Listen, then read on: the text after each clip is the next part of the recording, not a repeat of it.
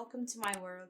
Today is my first week review of my 3 to 5 months body and mind change. And it is time to share with you how it went and what I did. Now I'm going to talk about each step individually, starting with number 1. Waking up at 6:30 was a challenge. I did set the alarm for 6:30 a.m. Some of the days I was getting up without a problem, but other days I was really struggling. Only 2 days from the week I changed the time to 7:30 a.m. because I stayed very late to play Among Us with my friends online. But after all, everything was great and I really enjoyed waking up that early. I had so much time for myself. This is my favorite. I did this every day in the past week and I love it. I feel amazing after 15 minutes of meditation. In the morning, I was opening the window and enjoying the fresh breeze coming in. I decided to play calm music from YouTube, which definitely helped me to relax and stop thinking and focus on my breathing. I highly recommend you to do this before you start your day. It's amazing. You will love it. And yeah, let's go to the next step.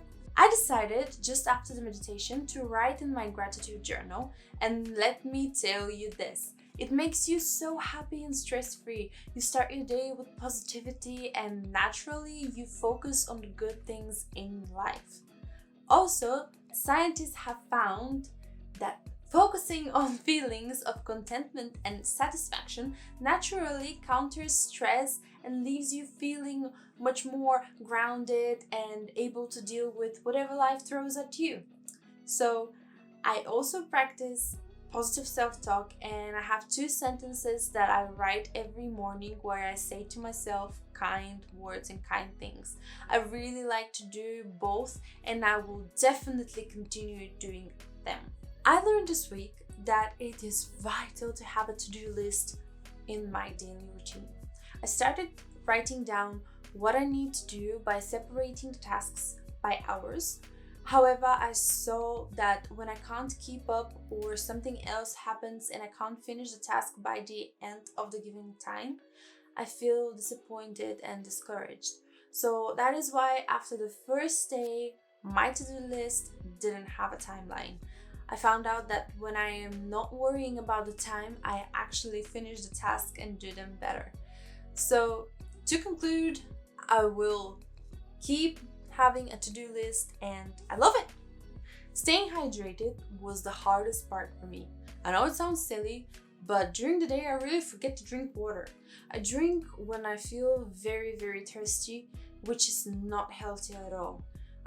That is why I remember that I bought this bottle months ago, which tracks your water intake and motivates you to drink more. You can fill it 2 times a day and you drink 2 liters per day with no problem.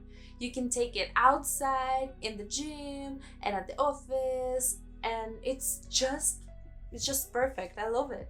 I've been eating pretty good this week, and I've tend to eat at the same time every day. I eat my breakfast between 8 to 8:30 a.m., which is normally oats, banana, and cinnamon. Then at 10:30 I have a snack like apples, followed by a good lunch at 12. Then after a few hours between 3:30 and 4 I have a smoothie, and finally at 6 I have my dinner, and by 6:30 I am done with meals for the day.